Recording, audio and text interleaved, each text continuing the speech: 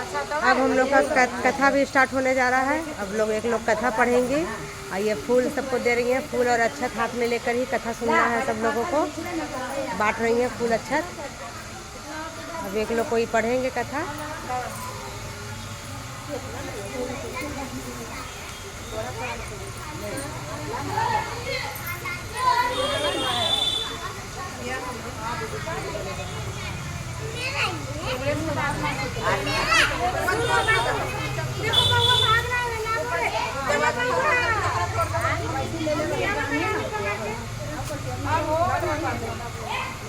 हो गया? हाँ। बच गया उतना? हमको दे दीजिए थोड़ा सा। अच्छा तो प्लेटवा में है मेरे।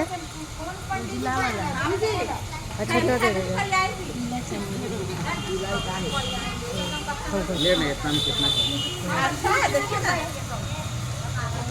अब आ जाएगा। आप ही पढ़िएगा जी? अब आ जाएगा मानी, देखिए ना। आप पढ़िएगा? हाँ। तो जल छीट दीजिए। हाँ हाँ, थोड़ा सा छीट दीजिए उस पर कथा पढ़ते समय।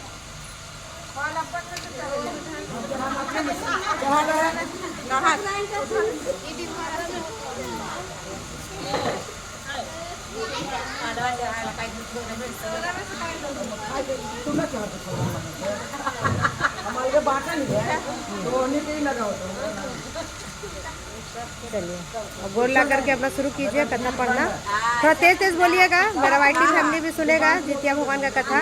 जीवित पुत्र का व्रत कथा एक बार। हाँ, सुनिए आप लोग। सुनाने जा रहे हैं।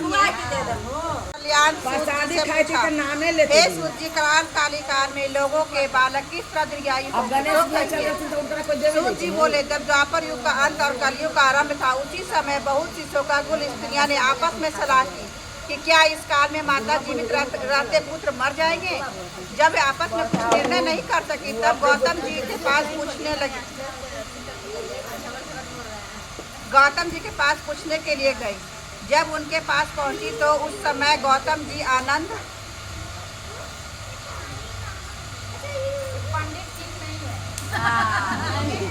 के साथ बैठे थे। उनके सामने जाकर उन्होंने मस्तक झुकाकर प्रणाम किया। तदंतर स्त्रियों ने पूछा, हे प्रभु, इस कलयुग में लोगों के पुत्र किस तरह जीवित रहेंगे? इसके लिए कोई व्रत या तप हो तो कृपा करके बताइए।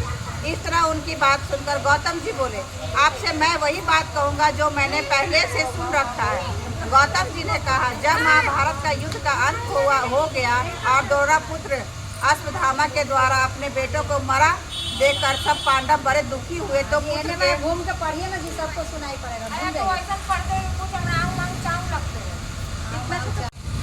व्याकुल होकर द्रौपदी अपनी सखियों के साथ ब्राह्मण श्रेष्ठ धौम्य के पास गई और उसने धौम्य से कहा, हे विपेंद्र, कौन सा उपाय करने से बच्चे दीर्घायु हो सकते हैं?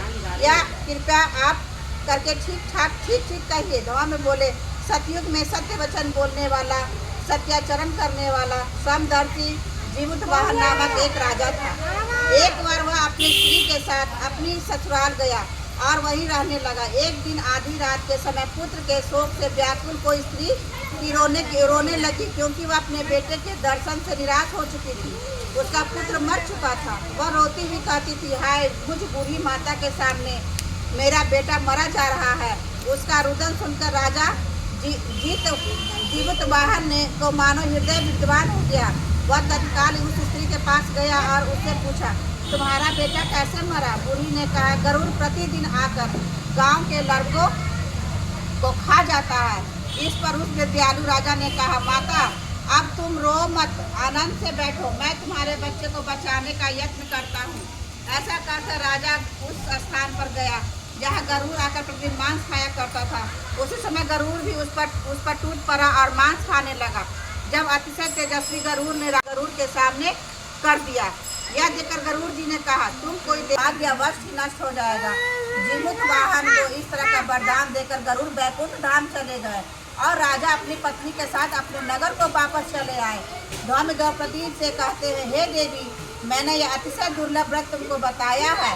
इस व्रत के करने से बच्चे दीर्घायु होते हैं। हे देवी, तुम भी पूर्वोक्त विधि से यह व्रत दुर्गा जी का पूजन करो तो तुम्हें अभिलाषित फल प्राप्त होगा। मुनिराज धौम्य की बात सुनकर द्रौपदी के हृदय में एक प्रकार का कौतूहल उत्पन्न हुआ और पूर्णवासिनी स्त्रियों को बुलाकर उनके साथ यह उत्तम व्रत किया। गौतम ने कहा, यह व्रत और उनके प्रभाव से किसी एक चिन्ही ने सुन लिया और अपनी सखी सियारिन को बताया। इसके बाद वह पीपल वृक्ष की शाखा पर बैठकर उस चिन्ही ने और उस वृक्ष के खोखे में बैठकर सियारिन ने भी व्रत किया। फिर वही चिन्ही किसी उत्तम ब्राह्मण के मुख से यह कथा सुन आई और पीपल के खोखे में बैठी हुई अपनी सखी को सुनाया। देख लेना एक बार जाना था, ठीक ना। सियारनी को आधी कथा सुनी थी कि उसे भूख लग गई और वह उसी समय सबसे भरे हुए शमशान में पहुंची। वहां उसने इच्छा भर मांस का भोजन किया और चीनी को बिना कुछ खाए पिए रह गई और सवेरा हो गया। सवेरे वह गौशाले में गई और वहां से गौ का दूध पिया। इस तरह नवमी को उसने पारण किया। कुछ दिनों बाद दोनों मर गई और अयोध्या में किसी धनी व्यापारी के घर जन्मी। संयोग से उन दोनों का जन्म एक ही घर में हुआ, जिसमें सियारिन श्रेष्ठ हुई, बड़ी हुई और चीनी छोटी। वे दोनों सभी शुभ लक्षणों में युक्त थे। इसलिए बड़ी लड़की काशी राज के और छोटी लड़की उनके मंत्री के साथ गृहपति अग्नि के सामने विवाह विधि पूर्व ब्याही गई। पूर्व जन्म के कर्म फल के वह मृगनयनी रानी हुई। जिस किसी भी संतान को उत्पन्न करती वह मर जाती थी और पूर्व जन्म की बातों का स्मरण करने वाला मंत्री की पत्नी ने अष्टभुजाओं से तेजस्वी 8 बेटे उत्पन्न किए और सभी जीवित रह गए। अपनी बहन के पुत्रों को जीवित देखकर ईर्ष्यावश राजपत्नी ने अपने स्वामी से कहा, यदि तुम मुझे जीवित रखना चाहते हो तो इस मंत्री के भी पुत्रों को उसी जगह भेज दो जहाँ कि मेरे बेटे गए हैं, अर्थात इन्हें मार डालो। यह सुनकर राजा ने उस मंत्री के पुत्रों के मारने के लिए कई प्रकार के धोख किए, पर मंत्री पत्नी की जीवित पुत्रता के पुण्य बल से बचा लिया गया। एक दिन राजा ने अपने आदमियों से उन पुत्रों का सिर कटवा कर पिटारी में रखवाया और वह पिटारी उनकी माता पत्नी मंत्री पत्नी के पास भेज दिया। किंतु वे 8 सिर बेशकीमती जवाहरात हो गए और भले चंगे हो 8 लड़कों अपनी माता के पास वापस चले गए। उनको जीवित देखकर राजपत्नी को बड़ा विषन्न हुआ। अंत में वह मंत्री की पत्नी के पास गई और उनसे पूछा, बहन तुमने ऐसा कौन सा पुण्य किया है जिसे बार बार मारे जाने पर भी तुम्हारे बेटे नहीं मरते। इस पर मंत्री की पत्नी ने कहा, पूर्व जन्म में मैं चिन्ह थी और तुम सियारिन, तुमने 7 जीवित पुत्रिका का व्रत किया था।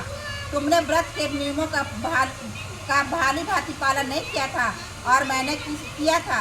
इस दोष से हे बहन तुम्हारे बेटे नहीं जीते हैं। ओ राजा रानी, अब तुम भी उस जीवित पुत्रिका का व्रत को करो, तुम्हारे बेटे दीर्घायु होंगे। मैं तुमसे सच कह रही हूँ। इसके कथन अनुसार रानी ने व्रत किया, तभी से उसके कई बेटे सुंदर और दीर्घायु होकर बड़े बड़े राजा हुए। सूत जी कहते हैं कि सब प्रकार का आनंद देने वाला मैंने यह दिव्य व्रत बतलाया है। स्त्रियां चिरंजीवी संतान चाहती हो तो विधि पूर्वक यह व्रत करें। जीवित पुत्र का व्रत कथा समाप्त।